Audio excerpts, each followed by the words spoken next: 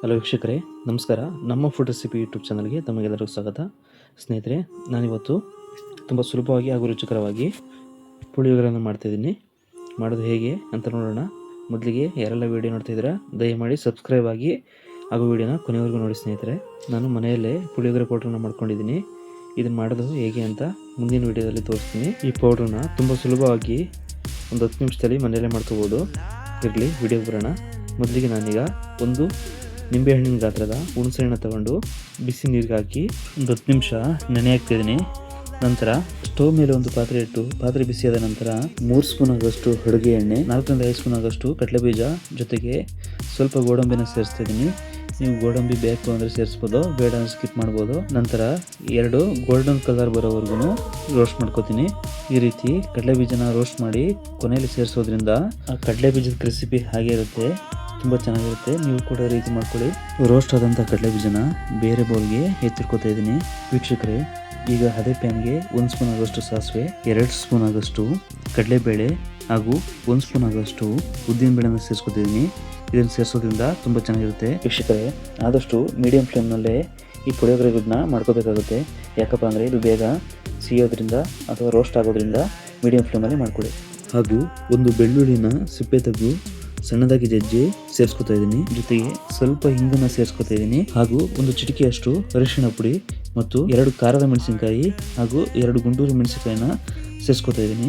ಚೆನ್ನಾಗಿ ಮಿಕ್ಸ್ ಮಾಡಿಕೊಂಡು ಒಂದು 2 ರಿಂದ 3 ನಿಮಿಷ ಹಾಗೆ ರೋಸ್ಟ್ ಮಾಡ್ಕೊಳ್ಳಿ. ಸ್ವಲ್ಪ ರೋಸ್ಟ್ ಆದ ನಂತರ ಸ್ವಲ್ಪ ಹಸಿ ಕರಿಬೇವು ಸೊಪ್ಪನ್ನ ಸೇರಿಸ್ಕೊಂಡು ಮಿಕ್ಸ್ ಮಾಡ್ಕೊತಾ ಇದ್ದೀನಿ. ಒಣ ಮೆಣಸಿನಕಾಯಿ ಎಲ್ಲ ಎಣ್ಣೆಯಲ್ಲಿ ರೋಸ್ಟ್ ಆಗಿ ಎಣ್ಣೆ ಬಿಟ್ಕೊಂಡ ನಂತರ ನಾವು ಮೊದಲೇ ನೆನೆಸಿಟ್ಟಿರ್ತಕ್ಕಂಥ ಹುಣಸೆ ರಸವನ್ನು ಒಂದು ಜರಡಿ ಮಾಡಿ ಸೇರಿಸ್ಕೊತಾ ಇದ್ದೀನಿ. ವೀಕ್ಷಕರೇ, ಮನೆಯಲ್ಲಿ ಅಡುಗೆಗೆ ಆದಷ್ಟು ಹುಣಸೆಯನ್ನು ಬಳಸಿದರೆ ತುಂಬ ಒಳ್ಳೆಯದು.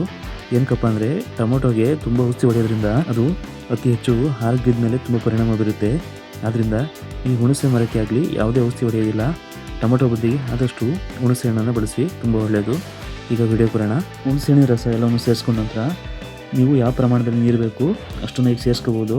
ಏಕೆಂದರೆ ನೀವು ಯಾವುದೇ ಪುಳಿಯೋಗರೆ ಪೌಡ್ರನ್ನ ಸೇರಿಸ್ಕೊಂಡ ನಂತರ ಪುಳಿಯೋಗರೆ ಗಟ್ಟಿಯಾಗುತ್ತೆ, ಗೊಜ್ಜು ಗಟ್ಟಿಯಾಗುತ್ತೆ. ಅದರಿಂದ ನೀರನ್ನ ನೋಡಿ ಸೇರಿಸ್ಕೊಳ್ಳಿ.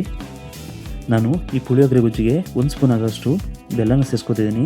ಬೆಲ್ಲ ಸೇರಿಸೋದ್ರಿಂದ ತುಂಬ ಟೇಸ್ಟ್ ಕೊಡುತ್ತೆ. ಈ ಅಯ್ಯಂಗಾರ್ ಪುಳಿಯೋಗರೆ ಅಥವಾ ಮೇಲ್ಕೋಟೆ ಪುಳಿಯೋಗರೆ ರೀತಿಯೇ ಆಗುತ್ತೆ. ನೀವು ಕೂಡ ಬೆಲ್ಲನ ಯಾವುದೇ ಕಾರಣಕ್ಕೂ ಮಿಸ್ ಮಾಡಿಬಿಡಿ. ಜೊತೆಗೆ 1 ಸ್ಪೂನ್ ಆಗೋಷ್ಟು ರುಚಿನ ಅಥವಾ ಸಾಲ್ಟನ್ನ ಸೇರಿಸ್ಕೊತಿದ್ದೀನಿ. ಅದೆಲ್ಲ ಹಾಕಿ ಒಂದು 2 ನಿಮಿಷ ಬೆಂದ ನಂತರ ಟೇಸ್ಟ್ನ ನೋಡಿಕೊಂಡು ಏನು ಕಡಿಮೆ ಆಗಿದೆ ಸೇರಿಸ್ಬೋದು. ಪುಳಿಯೋಗರೆ ಪೌಡ್ರನ್ನ ಸೇರಿಸ್ಕೋಬೇಕಾಗುತ್ತೆ. ನಿಮ್ಗೆ ಎಷ್ಟು ಬೇಕಷ್ಟು ಸೇರಿಸ್ಕೊಳ್ಳಿ. ನಾನು 2 ಸ್ಪೂನ್ ಆಗೋಷ್ಟು ಸೇರಿಸ್ಕೊತಿದ್ದೀನಿ. ಹಾಗೆ 2 ನಿಮಿಷ ಮೀಡಿಯಂ ಫ್ಲೇಮಲ್ಲೇ ಬೇಯಿಸ್ಕೊಂಡು ಚೆನ್ನಾಗಿ ಮಿಕ್ಸ್ ಮಾಡಿಕೊಂಡ್ರೆ ಪುಳಿಯೋಗರೆ ಗೊಜ್ಜು ರೆಡಿ ಆಗುತ್ತೆ.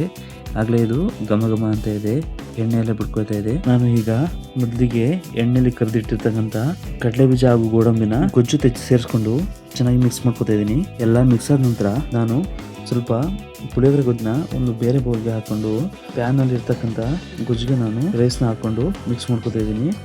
ರೈಸು ಜಾಸ್ತಿ ಆದರೆ ಸ್ವಲ್ಪ ಗೊಜ್ಜನ್ನ ಹಾಕ್ಕೊಂಡು ಸೇರಿಸ್ಕೋಬೋದು. ಅದರಿಂದ ಮೊದಲು ನಾನು ಸ್ಟೀಮ್ ರೈಸ್ನ ಹುಡಿಯಾಗಿ ಮಾಡ್ಕೊಂಡಿದ್ದೆ. ಆ ರೈಸ್ನ ಈಗ ಗೊಜ್ಜು ಜೊತೆ ಸೇರಿಸ್ಕೊತಿದ್ದೀನಿ. ನೀವು ಯಾವ ಪ್ರಮಾಣದಲ್ಲಿ ಗೊಜ್ಜಿದೆ ಆ ಪ್ರಮಾಣದಲ್ಲಿ ರೈಸ್ನ ಸೇರಿಸ್ಕೊಂಡ್ರೆ ಚೆನ್ನಾಗಿರುತ್ತೆ. ರೈಸ್ ಜಾಸ್ತಿ ಆದರೂ ಕೂಡ ಚೆನ್ನಾಗಿರಲ್ಲ. ರೈಸ್ ಸೇರಿಸ್ಕೊಂಡ ನಂತರ ನಾನು ಕಟ್ ಮಾಡಿ ಇಟ್ಟಿರ್ತಕ್ಕಂಥ ಕೊತ್ತಂಬರಿ ಸೊಪ್ಪನ್ನ ಸೇರಿಸ್ಕೊತಾ ಇದ್ದೀನಿ. ಹೀಗೆ ಕೊನೆಯಲ್ಲಿ ಸೇರಿಸೋದ್ರಿಂದ ತುಂಬ ಟೇಸ್ಟ್ ಕೊಡುತ್ತೆ, ಚೆನ್ನಾಗಿರುತ್ತೆ. ನೋಡಿ ವೀಕ್ಷಕರೇ, ಪುಳಿಯೋಗರೆ ರೆಡಿಯಾಗಿದೆ. ತುಂಬ ಚೆನ್ನಾಗಿ ಬಂದಿದೆ. ನಾನು ಈಗ ಇದನ್ನು ಒಂದು ಬೌಲ್ಗೆ ಹಾಕಿ ಸರ್ವ್ ವೀಕ್ಷಕರೇ, ನೀವು ಕೂಡ ಈ ರೆಸಿಪಿನ ಮನೆಯಲ್ಲಿ ಟ್ರೈ ಮಾಡಿ.